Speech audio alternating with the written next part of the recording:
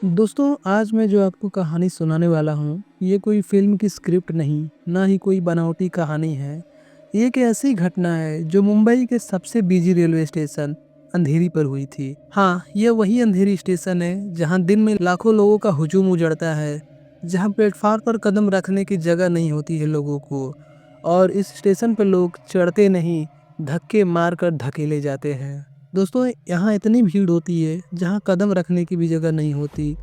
वहीं रात के अंधेरे में एक ऐसे साए चलते हैं जिन्हें कोई देख नहीं पाता है, लेकिन जो व्यक्ति उन्हें देख लेता है वो पहले जैसा नहीं रह जाता। दोस्तों, स्टोरी में आगे बढ़ने से पहले आपसे एक छोटा सा रिक्वेस्ट है। आप लोगों में से जो भी हमारे चैनल पर नए हैं और आपने अभी तक हमारे चैनल को सब्सक्राइब नहीं किया है, तो प्लीज़ जाके हमारे चैनल को सब्सक्राइब कर लीजिए और उस बेल आइकन को भी दबा दीजिएगा ताकि हर वीडियो का नोटिफिकेशन आपको सबसे पहले मिले।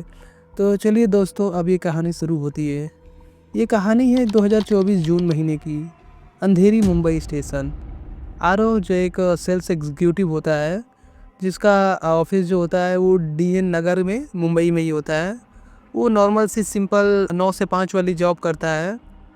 एक दिन क्या होता है कि आरव को उसके ऑफिस में एक ऑर्डर को कंफर्म करने के लिए टास्क मिलता है और जो उसके ऑफिस के बॉस होते हैं वो बोले होते हैं कि तुम्हें किसी भी कंडीशन में इस ऑर्डर को कंफर्म करके ही घर जाना है, चाहे कुछ भी हो जाए, जब तक ये ऑर्डर कंफर्म ना हो तुमने घर नहीं जाना है।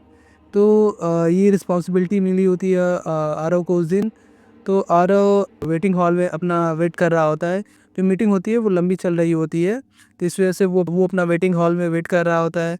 तो वेट करते करते आरव को काफ़ी बोर फील हो रहा होता है, तो अपना मोबाइल निकल के आरव मोबाइल यूज करने लगता है। तो बैठे बैठे आरव को काफ़ी ज़्यादा टाइम हो जाता है और धीरे धीरे उसकी मोबाइल की जो बैटरी होती है वो भी ख़त्म हो जाती है। तो उसके बाद आरव अपने घड़ी में देखता है तो शाम के लगभग 7:15 बज रहे होते हैं। तो आरव अपना जो ऑर्डर कंफर्म करके अपना घर के लिए निकल जाता है। उस दिन का समय जो होता है काफ़ी लेट हो चुका होता है, क्योंकि ज़्यादातर आरव जो होता है पहले ही अपने घर के लिए निकल जाता है, लेकिन ऑर्डर कंफर्म करने के चक्कर में उसे काफ़ी लेट हो जाता है उस दिन। तो उसका हर दिन का रूटीन यही था कि अपना वो जो मुंबई की लोकल ट्रेन होती है अंधेरी स्टेशन से, उसी को पकड़ के जाता था। लेकिन वो बहुत पहले ही निकल जाता था, उतना लेट नहीं होता था उससे। लेकिन उस दिन उसे काफ़ी लेट हो चुका था। तो वो अपना गाड़ी पकड़ के अंधेरी स्टेशन पहुंचता है। तो वहाँ से उसको लोकल ट्रेन लेनी थी। तो जब वो प्लेटफॉर्म पे पहुंचता है आरव, तो देखता है कि उस टाइम पे स्टेशन पे इतनी ज़्यादा भीड़ होती है, मतलब इतना ज़्यादा भीड़, हर तरफ धक्का मुक्की हो रही है, लोग एक दूसरे को ढकेल कर अंदर घुसने के प्रयास कर रहे हैं। तो ये सारी चीज़ें देख कर आरव पूरी तरह से मतलब हैरान हो जाता है। आरव जो होता है दिन भर काफ़ी काम करके थका भी होता है, तो उसके सामने जो धक्का मुक्की हो रही है तो ये सब चीज़ों को देखकर उसका सिर भी घूम रहा होता है। तो डिसाइड करता है कि मुझे थोड़ा आराम कर लेना चाहिए और तब तक हो सकता है स्टेशन भी खाली हो जाएगा थोड़ा। तो अपना वो आराम करने के लिए पास में एक टेबल होता है, तो टेबल पे आरव बैठ जाता है। तो उसे बैठे-बैठे अचानक से उसे वहीं पर नींद लग जाती है। जब आरव की आँख अचानक खुलती है तो वो उछल कर बैठ जाता है और वो चारों तरफ देखने लगता है। तो घड़ी में देखता है तो रात को 1:30 बज रहे होते हैं और अंधेरी स्टेशन पूरी तरह खाली होता है। वहाँ पर एक आदमी भी नहीं होते हैं। पूरी तरह से सन्नाटा फैला हुआ है, चारों तरफ अंधेरा दिखाई दे रहा है।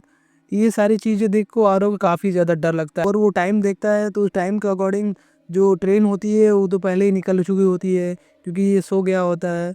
तो वो डिसाइड करता है कि अब जो अगली ट्रेन आने वाली थी वो सुबह के 4 बजे आने वाली थी। उसका मोबाइल भी डेड हो गया था बैटरी और जेब में उसके पैसे भी कम थे। तो आरव डिसाइड करता है कि मैं क्यों ना स्टेशन पे ही रुक जाऊं और 4 बजे जब अगली ट्रेन आएगी तो मैं उसके साथ चला जाऊंगा। आरव जो होता है वो कोने जाके एक बेंच पे बैठ जाता है और धीरे-धीरे उसे अजीब-सा एहसास होने लगता है बैठने के बाद। उसे ऐसा लग रहा था कि उसे कोई पीछे से घूर रहा है और उसके ठीक पीछे एक बड़ा-सा सीमेंट का पिलर होता है। तो आरव को लगता है कि पिलर के पीछे कोई बैठा हुआ है और उसे बार-बार देख रहा है, बार-बार घूर रहा है। तो आरव हिम्मत करके थोड़ा उसके पिलर के पीछे जाकर देखता है। तो वहाँ पे जाके देखता है तो वहाँ पे कोई नहीं होता है। फिर उसके बाद वापस मुड़ता है, तभी वो नोटिस करता है 3 लोग रेलवे ट्रैक की ज़मीन की तरफ बैठे हुए हैं और वो लोग ना हिल रहे हैं, ना कुछ बोल रहे हैं, बस सिर झुका कर बैठे हुए हैं। और दूर से देखने में ऐसा लग रहा था कि वो इंसान की तरह नहीं थे। तो आरव इन लोगों को देख के डर जाता है और उसकी हिम्मत नहीं होती कि उन लोगों के पास जाए। तो थोड़ी दूर पे एक प्लेटफॉर्म के पास ही पत्थर का स्लैब बना होता है, तो आरव वहाँ पे जाके लेट जाता है। कुछ मिनट के बाद आरव को धीरे धीरे किसी की फुसफुसाहट की आवाज़ सुनाई देती है। ऐसा लग रहा होता है कि कोई बात कर रहा है। थोड़ी देर बाद फुसफुसाहट किसी रोने की आवाज़ में बदल जाती है और धीरे धीरे करके वो आवाज़ पूरी स्टेशन में गूंजने लगती है। ऐसा लग रहा है कि स्टेशन में कोई तेज़ी से रो रहा हो और उसकी आवाज़ पूरे स्टेशन पर गूंज रही है। जब ये सब हो रहा होता है तो आरव काफ़ी ज़्यादा डर जाता है, तो और आरव अपनी आंखों को कस के बंद कर लेता है। आरव को ये सब देखकर पसीना आने लगता है और उसको ऐसा लग रहा है कि उसकी सांसें रुक रही है। फिर अचानक से सब सन्नाटा हो जाता है। आरव डरते डरते धीरे धीरे अपनी आंखें खोलता है और देखता है वो तीनों आदमी उसके ठीक पास आके बैठे थे। तीनों मुस्कुरा रहे थे। उनके चेहरे पर एक अजीब सी मुस्कान थी। ऐसा लग रहा था कि कोई इंसान नहीं, कोई भूत मुस्कुरा रहा है। और उनमें से एक नीचे झुक के कहता है, तू भी मरेगा ना। ये आवाज़ को सुनते ही आरव झट से अपने पैर को पीछे खींच लेता है और वो प्लेटफॉर्म को पार करते हुए टिकट काउंटर की तरफ भागने लगता है। लेकिन तभी पीछे से वही आवाज़ आती है, तू भी मरेगा ना। वो मुड़ता है और देखता है वही तीनों आदमी उसके पीछे तेज़ी से दौड़ रहे हैं। उनकी चाल इंसानों जैसी नहीं थी। ऐसा लग रहा था कि टूटी फूटी हड्डियों जैसी चल रहे हों। उनके चेहरे झुलसे हुए थे, आंखें लाल थी और उनके मुंह से अजीब आवाज़ें निकल रही थी। आरव भागता है और टिकट काउंटर के पीछे जाके छिप जाता है। आंखें बंद कर लेता है और सिर्फ उसके दिमाग में एक ही चीज़ चलता है, हनुमान चालीसा का जाप। वो कांपते हुए हनुमान चालीसा पढ़ने लगता है, पढ़ता जाता है और अचानक से अंधेरा छा जाता है और वो फिर बेहोश हो जाता है। सुबह 5 बजे उसकी नींद खुलती है और उसे ऐसा लगता है कोई उसको हिला रहा है। भाई, अरे उठो भाई, यहाँ क्या कर रहे हो। ये व्यक्ति स्टेशन का सफाई कर्मचारी होता है जो आरव को उठा रहा होता है। आरव उठकर चारों तरफ देखता है, सब कुछ सामान्य था। लोग आ जा रहे थे, पहली ट्रेन आने ही वाली थी। उसने दौड़कर ट्रेन को पकड़ने के लिए पहुंचा। सब कुछ ठीक था सिवा उस आखिरी पल के। ट्रेन के गेट पर वही तीनों व्यक्ति खड़े थे, खामोश और उसे घूरते हुए। और वो लोग धीरे से ही बोल रहे थे, तू भी मरेगा ना। आरव प्लेटफॉर्म पर गिरते गिरते बचा और किसी तरह अपने घर पहुंचा। घर पहुंचने पर उसने अपने भाई को ये सारी घटना के बारे में बताया।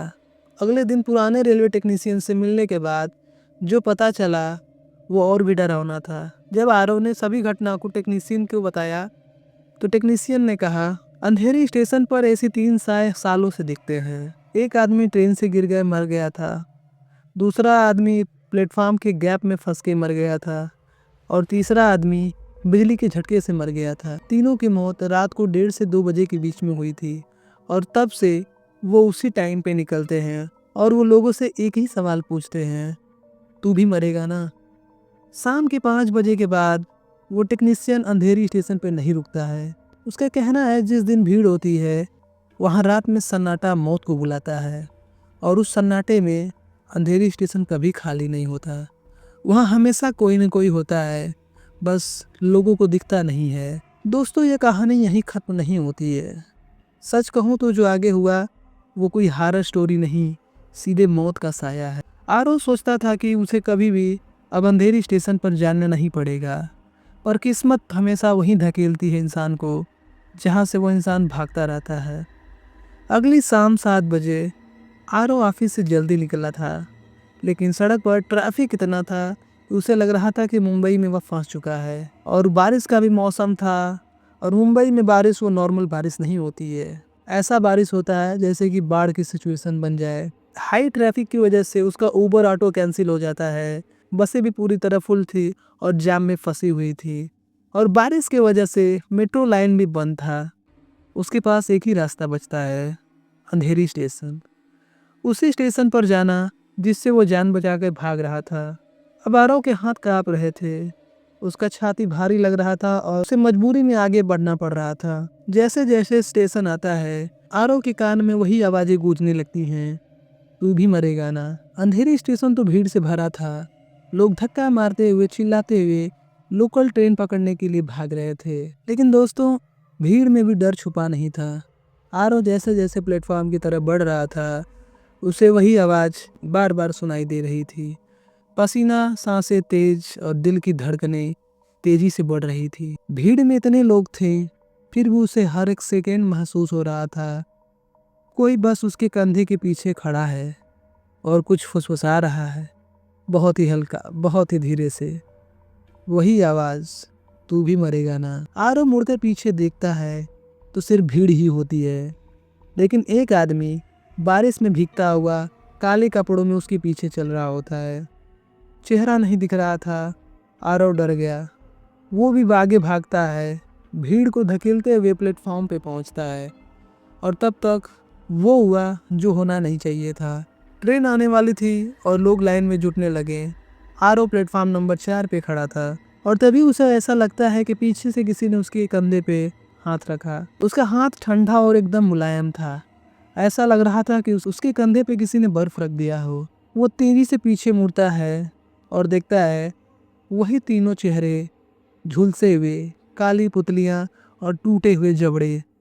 पर इस बार उनके साथ चौथा भी दिखाई दे रहा था और चौथे का चेहरा पूरी तरह से काला था, ऐसा जैसे राख से बना हो। चारों मुस्कुराते हुए उसे देख रहे थे और चौथे ने कहा, हम पिछली रात तेरे लिए नहीं आए थे। ये सुनकर आरव की सांस रुक जाती है। भीड़ में कोई देख नहीं रहा था, लाखों लोगों की आवाज़ें, लेकिन आरव तक सिर्फ एक ही आवाज़ पहुंच रही थी, चारों की एक साथ वही लाइन, तू भी मरेगा ना, अब तेरी बारी है। आरव पागलों की तरह पीछे हटने लगता है। उसके पैर कांप रहे थे। ट्रेन की आवाज़, पटरियों की गड़गड़ाहट, ट्रेन स्टेशन में घुसने ही वाली थी। उसी पल प्लेटफॉर्म पूरी तरह से शांत हो जाता है। दोस्तों, ये हिस्सा सुनकर मेरे भी रोंगटे खड़े हो गए थे। आरव बताता है, ट्रेन की आवाज़ अचानक से बंद हो गई। भीड़ पूरी तरह से खाली हो गई। बस एक सेकेंड में सब गायब। और फिर स्टेशन पूरी तरह खाली था। ट्रेन गायब, लोग गायब, आवाज़ें गायब, सिर्फ एक चीज़, वो चारों। और प्लेटफॉर्म पर टिमटिमाती एक ट्यूबलाइट्स। आरव तेजी से भागने लगता है। वो टेढ़े मेढ़े रास्तों को पकड़ता है और तेजी से दौड़ता है, लेकिन ऐसा लग रहा था कि प्लेटफॉर्म उससे खींचते जा रहा है। वो जितना दौड़ता था उतना ही प्लेटफॉर्म लंबा होता जाता था। वो चिल्ला रहा था, मेरी मदद करो, मेरी मदद करो, लेकिन उसकी आवाज़ दीवारों से टकराकर उसी के पास आ जाती है। दहशत का चरम सबसे ऊपर था। चारों उसके पास आते जा रहे थे। उनमें से एक अपनी गर्दन तिरछी करके कहता है, तू भी मरेगा आज। दूसरे ने अपना हाथ बढ़ाया। उसकी उंगलियां जलकर काली हुई और धुआं निकल रहा था। आरव ने आंखें बंद कर ली और जोर से रो रहा था। और फिर एक तेज सीटी की आवाज़ निकलती है और अचानक से मुंबई लोकल ट्रेन पहुंच जाती है। आरव की आंखें खुलती है और वो देखता है सब कुछ नॉर्मल है। ट्रेन सच में प्लेटफॉर्म पर आ चुकी है। भीड़ वापस आ जाती है। लोग चिल्ला रहे हैं, लोग दौड़ रहे हैं, पर वो चारों गायब, मानो यहाँ पे कुछ हुआ ही ना हो। ट्रेन पास आने लगी थी, लोग चढ़ रहे थे। आरव ने कहा, मैं डरते डरते भीड़ में घुसा, लेकिन तभी ऐसा लगा कि मेरे हाथ को किसी ने पकड़ा है। इतनी ठंड, जैसे मौत ने पकड़ लिया हो। उस आवाज़ ने बहुत धीरे से कहा, तू भी मरेगा ना। आरव ने अपने हाथ को झट से खींच लिया और ट्रेन के अंदर घुस गया और गेट के सामने खड़ा होकर बाहर देख रहा था। प्लेटफार्म पर दूर लाइट के नीचे चारों आदमी खड़े थे, एकदम स्थिर और उसे घूरते हुए। अगले दिन आरव अपने भाई के साथ उसी रेलवे टेक्नीशियन के पास जाता है। टेक्नीशियन ने सारी बातें सुनकर अपना सिर झुका लिया और कहता है, 4 नहीं भाई, 3 ही शायद थे। आरव बोलता है, नहीं, कल 4 थे, मैंने 4 लोगों को देखा था। टेक्नीशियन ने गहरी सांस ली और कहा, जिस दिन चौथा दिखे ना बेटा, उस दिन समझ लेना कोई नया मरने वाला है। आरव और उसका भाई डर जाते हैं। टेक्नीशियन ने आगे कहा, ये तीनों नहीं बढ़ते, पर चौथा हर साल में नया बनता है। जो उसे दिख जाता है उसका नंबर आता है। टेक्नीशियन ने आखिरी लाइन में बहुत धीमे में कहा, कल जिस लड़के को वो चौथा दिखा था वो वही बनता है जिसे वो लेने आते हैं। आरव कांप गया। उसे ऐसा लगा कि अब वो बेहोश हो जाएगा। टेक्नीशियन ने उसके कंधे पर हाथ रखा और बोला, सावधान रहो बेटा, क्योंकि जब वो चौथा को चुनते हैं तो वह समय दूर नहीं होता। ये सब सुनने के बाद आरव डिसाइड करता है वह इस शहर को छोड़ देगा। आरव अपने बॉस से बात करता है और अपना ट्रांसफ़र किसी दूसरे सिटी में करवा लेता है। उसके बाद आरव ज़िंदगी में कभी भी अंधेरी स्टेशन पर जाने का सोचता भी नहीं है। तो दोस्तों ये थी आरओ की स्टोरी जो मैंने आपको बताया। तो दोस्तों ये स्टोरी आपको कैसी लगी हमें कमेंट में करके ज़रूर बताइएगा। और अगर आप हमारे चैनल पर नए हैं और अभी तक आपने हमारे चैनल को सब्सक्राइब नहीं किया है तो जाके प्लीज़ हमारे चैनल को सब्सक्राइब कर लीजिए और बेल आइकन को भी दबा लीजिए ताकि हर वीडियो का नोटिफिकेशन आपको सबसे पहले मिले। तो चलिए दोस्तों मिलते हैं किसी अगली स्टोरी के साथ, तब तक के लिए goodbye and take care.